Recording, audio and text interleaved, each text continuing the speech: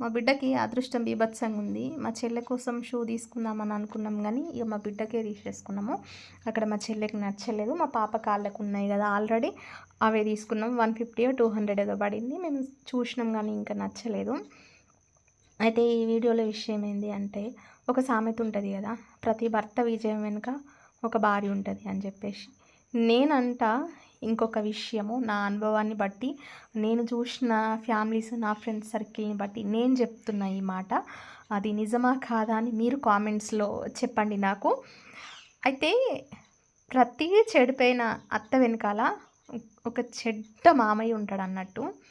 అంటే ఈ మాట అసలు హ్యార్ష్‌గా ఉందో లేకపోతే ఎట్లనో ఏమో కానీ ఇది మాత్రము వాస్తవమే.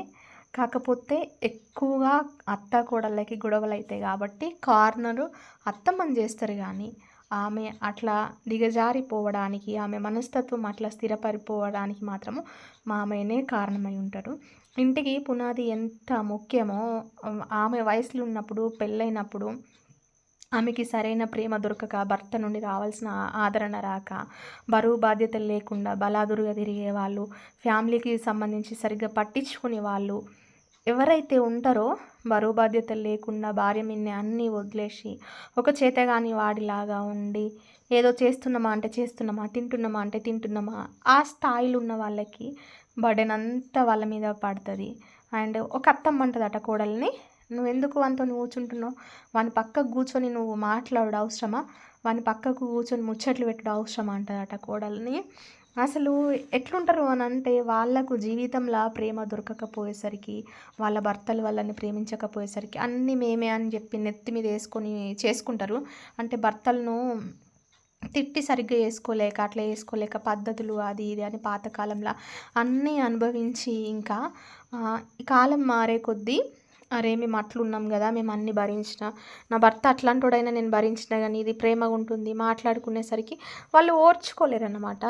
అంటే కొంతమంది అత్తలు ఎట్లుంటారంటే, నేను పడ్డ కష్టము నా కోడలైన పడద్దు, నా కోడలు నా మన్మలు మన్మరాలు మంచిగా ఉండాలి అని అనుకుంటారు. కొందరు ఎట్లుంటారంటే, నేను గన్ని భరించి అన్నీ చేసిన, అరే ఇదేమీ ఎత్తలేదు అంటే నా లెక్క ఇది ఉంటలేదు కాబట్టి కుటుంబం ఏమైపోతుందో అని చెప్పేసి కళ్ళల్లో నిప్పులు కొట్టుకుంటారు అన్నట్టు. కానీ అదే ఒక విషయము, నా భర్త సరిగ్గా లేకపోతే నేను ఎట్లా బాధపడ్డా, నా పిల్లలకి ఎట్లా కష్టాలు వచ్చినాయి, నా భర్త చేతగానుడైతే ఎట్లా కష్టాలు వచ్చినాయి, ఇప్పుడు నా కొడుకుని నేను చేతగానుని ఎత్తే నా కోడలు ఎట్లా బాధపడుతుంది, వాళ్ళ పిల్లలు ఎట్లా బాధపడతారు అనే ఆలోచన అనేది వాళ్ళకు రాదన్నట్టు. ఇంకా వాళ్ళు చచ్చిపోయేదాకా వాళ్ళు అట్లనే ఉంటారు కావచ్చు. ఇక పనులన్నీ కంప్లీట్ చేసుకొని ఇంటికి వచ్చేసరికి ఈ టైం అయింది, 5:30 అయింది. పిండి పట్టించిన.